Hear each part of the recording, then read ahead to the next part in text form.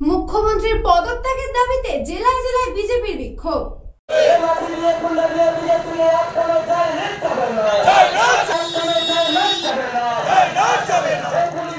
Supreme কোর্টের নির্দেশে রাজ্যে 26,000 চাকরি বাতিল। এই বাতিল হওয়ার জন্য রাজ্যের মুখ্যমন্ত্রীকে দায়ী করে জেলায় জেলায় বিজেপির বিক্ষোভ।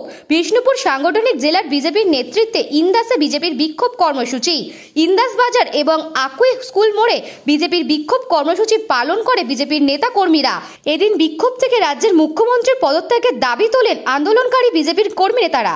রাজ্য সরকার যে মমতা ব্যানার্জি যে দুর্নীতি মানে এত পরিমাণে যে দুর্নীতি করতে করতে সাধারণ যে শিক্ষা প্রতিষ্ঠানটা সেটা পর্যন্ত ধ্বংস করার একটা দুর্নীতি করেছে।